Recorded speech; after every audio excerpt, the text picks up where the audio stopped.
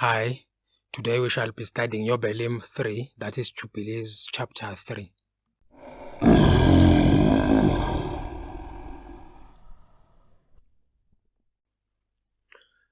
The angel of presence told Moshe that they, as the angels, on the second week, they brought all the animals to Adam so that he could name them. On the first day of the second week, they brought beasts, and whatever Adam called them, that was their name. On the second day of the second week, they brought cattle, that is domestic animals. And Adam named them too. On the third day, he named the birds. On the fourth day, he named the other land creatures. Remember that there are also other types of land animals like the crawling ones.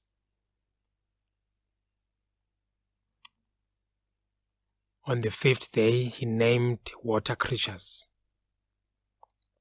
So now let's look at the events of the second week on our calendar. On the first day of the second week, he named beasts, that is wild animals.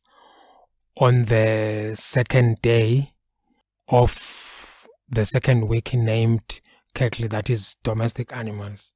On the third day of the second week, he named birds. Fourth day, he named the other land creatures. On the fifth day, he named water creatures. So that is the events of the second week on our calendar. At this point, Adam had interacted with all the animals, but no suitable helper was found for him.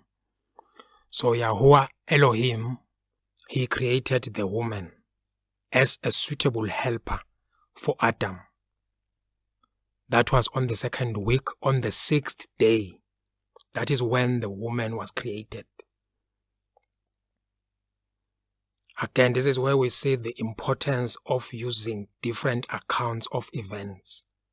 If you use only Bereshith, that is Genesis, you don't have this information. Lots of people who read only Genesis, they think the woman was also created on the first week. And if you look at this, that was not the case. The woman was created on the second week, on the sixth day. That was when the woman was created. That was when Adam had interacted with every animal, and no suitable helper was found for him. So Yahuwah Elohim took a rib out of him, and he made the woman. And Adam was excited. He recited, "This is the bone of my bones. This is the flesh of my flesh." He was very excited to see the woman. That event on our calendar is on the sixth day of the second week. That was when the woman was created. Adam was created here on the sixth day of the first week. That was when Adam was created. But the woman was created on the sixth day of the second week. So that is Adam excited. "This is the bone of my bones and flesh of my flesh. She will be called woman because she was taken out of man." The defilement period would be 7 days based on the first week of creation. For the woman, the defilement period would be 14 days based on the second week of her creation. The angel of presence told Moshe that Adam was brought into the Garden of Eden after 40 days after he had been created. And then he also told him that his wife, the woman, was brought 80 days after she had been created. Based on these times, a commandment was given for mothers with babies.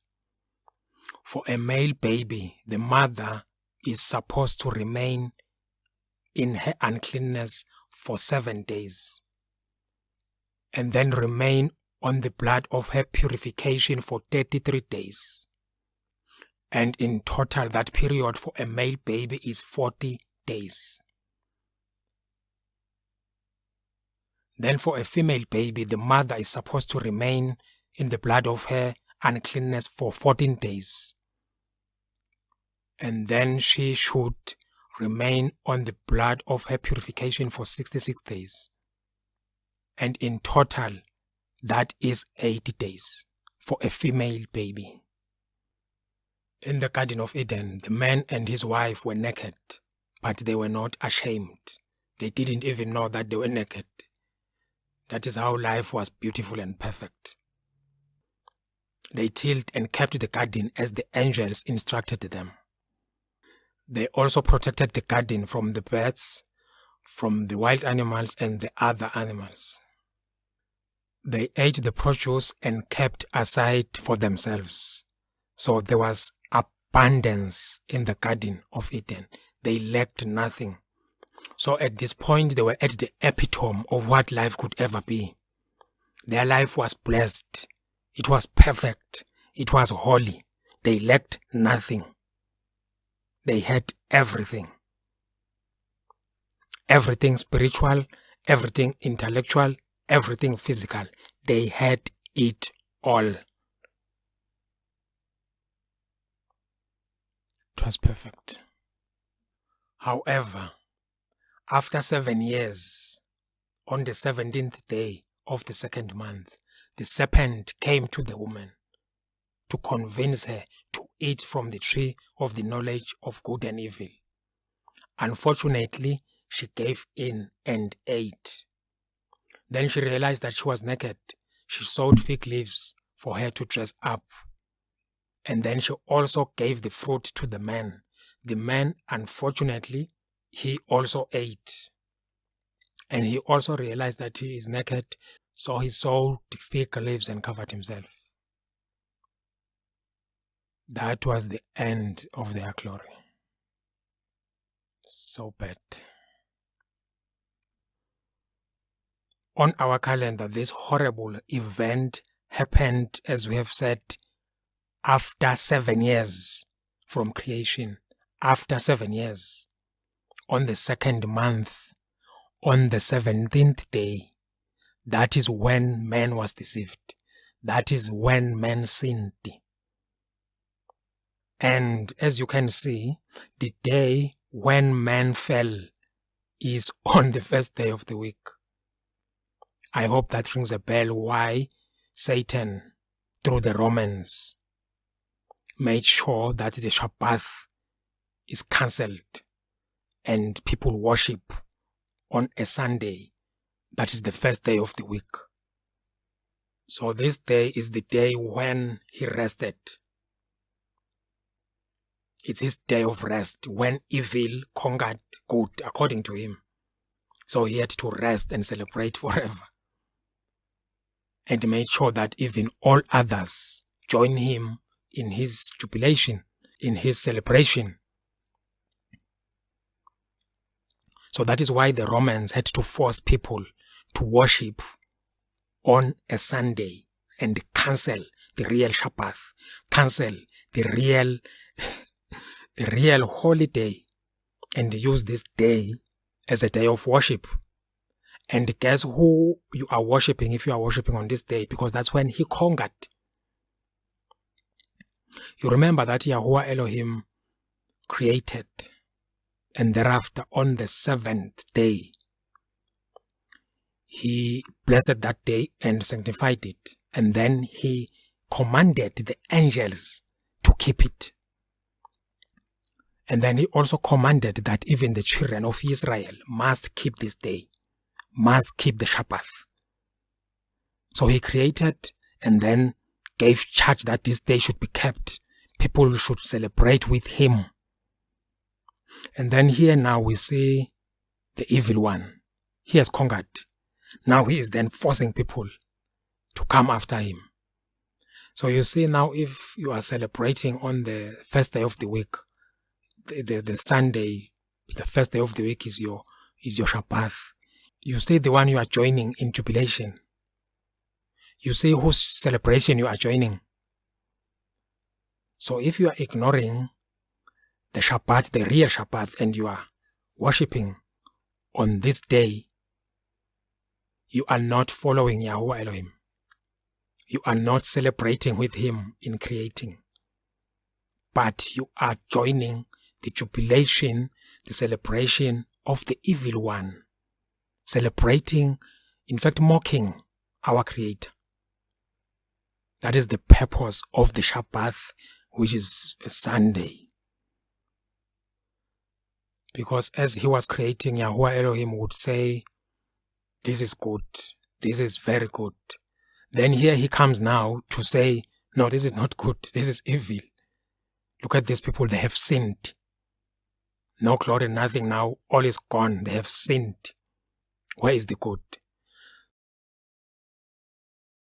In defending this day, some Christians go to the extent of saying, no, we are celebrating the resurrection of the Messiah on this day. He rose on a Sunday. Unfortunately, that is also false. The Messiah rose on the Shabbat. That which is in the Bible, the so-called Bibles, talking about the resurrection on the first, it's wrong. If you look at the early manuscripts, the unpolluted manuscripts, you will find that the Messiah rose on the Shabbat, not on a Sunday. So this day has nothing to do with the Messiah either. It has completely nothing to do with him. He rose on the Shabbat. So this day is solely for worshipping, for celebrating with the devil. That's all. Nothing else. That is all, nothing else. Those who celebrate with Yahuwah Elohim for creating and having a perfect creation, they do so on the Shabbat that he set himself. And this is why some of these books are not even in the so-called Bible. It's because these books are extremely revealing. Even the exact dates of events, you will find them in some of these books, which were removed from the so-called Bible.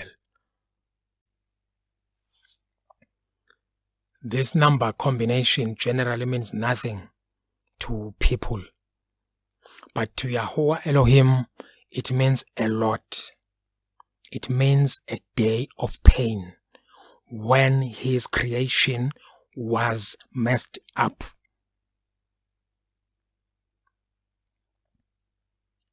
So this number combination is extremely important to Yahuwah. Even this account that we are studying now, when Moshe was called to Mount Sinai, it was the 16th when he was called, meaning that Yahuwah wanted him to be on the mountain on the 17th day. It's as if our Creator is obsessed about this day, about this date.